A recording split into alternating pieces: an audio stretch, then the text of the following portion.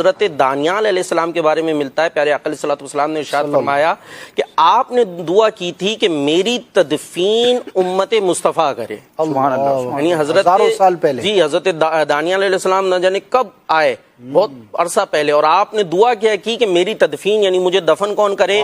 اللہ کے محبوب علیہ الصلوۃ والسلام کی امت کے ہاتھوں میری تدفین ہو.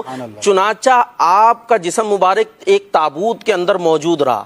صحابہ اکرام کے دور تک یہ تابوت کے اندر موجود رہا، اور جب تستر نام کا علاقہ یہ فتح کیا گیا تو حضرت انس بن مالک فرماتے صحابہ اکرام نے جب تستر کو فتح کیا تو وہاں ایک تابوت میں ایک شخص کے جسم کو دیکھا، اور وہ حضرت دانیال علیہ السلام تھے، اور وہ لوگ اس تابوت کے وسیلے سے غلبہ و بارش طلب کیا کرتے تھے. یعنی لوگوں کا عقیدہ اور انداز کیا تھا کہ اللہ کے نبی کا جسم مبارک ہے اور صحیح سلامت ہے، برسوں گزر گئے، نہ جانے کتنے سال گزر چکے، اس کے باوجود جسم صحیح سلامت تابوت میں موجود ہے، اور لوگ اس کے وسیلے سے فتح مانگ رہے ہیں، غلبہ مانگ رہے ہیں اور بارش طلب کیا کرتے ہیں. حضرت ابو موسیٰ اشعری رضی اللہ تعالیٰ عنہ فرماتے ہیں کہ وہ وہاں پر پہنچے تھے، فتح کیا تھا علاقہ. انہوں نے حضرت عمر بن خطاب رضی اللہ تعالیٰ عنہ، ان کا دور تھا، تو انہیں خط لکھا اور سارا واقعہ سنایا. تو حضرت عمر رضی اللہ تعالیٰ عنہ نے ارشاد فرمایا یہ اللہ کے نبیوں میں سے ایک نبی ہیں، اور اللہ کے نبی کے جسم کو نہ آگ کھاتی ہے نہ زمین، لہٰذا یہ بالکل صحیح سلامت موجود ہیں. تو الحمدللہ یہی ہمارا عقیدہ ہے اور یہ بات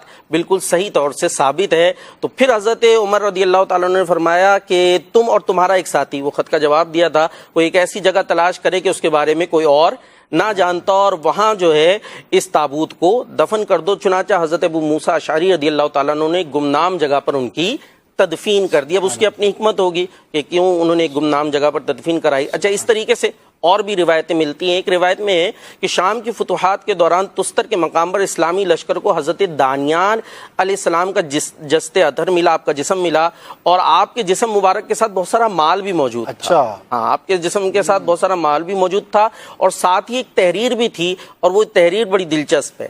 اس پہ لکھا ہوا تھا جو بھی اپنی حاجات کے لیے ایک مخصوص وقت تک کے لیے یہ مال لینا چاہے تو اس کو اس کی اجازت ہے، مگر وقت پر واپس کر دے. اچھا، اگر وقت پر واپس کر دے، ورنہ اسے برس کی بیماری لگ جائے گی. تو یہ اللہ کے نبی کے جسم کے ساتھ جسم بھی صحیح سلامت ہے.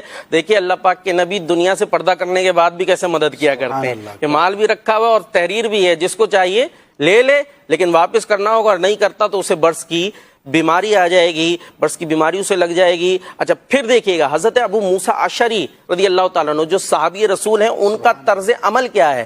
جب انہوں نے اللہ کے نبی کا جسم دیکھا تو حصول برکت کے لیے اس سے لپٹ گئے اور جسم اطہر کو بوسے دینے لگے، یعنی اسے چومنا شروع ہو گئے. تو اللہ کے نبی کے جسم سے وہ برکت لینے والے تھے، اور اس انداز سے انہوں نے برکت لینا شروع کر دی. پھر امیر المومنین کی جانب ایک حضرت امیر المومنین عمر فاروق اعظم کو ان کے بارے میں ایک مکتوب روانہ کیا، وہ خط روانہ کیا.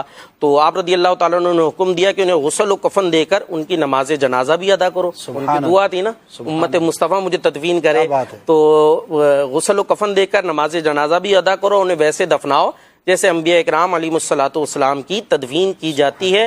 اور جو مال تھا اس کے بارے میں آپ نے فرمایا کہ اسے بیت المال میں جمع کر دو. چنانچہ ابو موسیٰ اشعری رضی اللہ تعالیٰ عنہ نے ایسے ہی کیا. اچھا، اس مال کے متعلق حضرت قتادہ فرماتے ہیں کہ حضرت دانیال علیہ السلام نے دعا مانگی تھی کہ اس مال کے وارث بھی مسلمان ہوں. اچھا، ہاں، تو اس میں اب اس سے یہی سمجھ میں آتا ہے کہ جو پہلے لکھا ہوا رکھا ہوتا ہے کہ جس کو ضرورت ہو وہ لے جا اور واپس رکھ دے، اور پھر ان دی اینڈ جو ہے وہ وارث کون بنے؟ مسلمان بنے، کہ انہوں نے ہی تدفین بھی کرنی تھی، اس سے پہلے تو تدفین نہیں ہونی. تو جسم بھی موجود ہے، مال بھی موجود ہے، یوز کرتے رہیں، اور آخر میں جنہوں نے تدفین کرنی ہے تو وہ مال ان کو مل جائے. اسی لیے حضرت فاروق اعظم نے فرمایا کہ مال جو ہے وہ بیت المال میں جمع کر دیا جائے، ورنہ ہو سکتا ہے سوال آئے کہ بھئی انہوں نے تو کہا تھا یوز کریں، واپس رکھ دیں، یہ بیت المال میں کیوں جا رہا ہے؟ تو وہ آخری تدفین گویا یہی تھا کہ وارث مسلمان بنیں گے. چنانچہ یہ دعا قبول ہوئی اور ان کو اس طریقے سے غسل کفن دے کر غسل دے کر کفن دے کر دفن کر دیا گیا، اور مال جو ہے وہ مسلمان اس کے وارث بن گئے. سبحان اللہ، بہت سارے رب کائنات کی نشانیاں ہیں اس میں.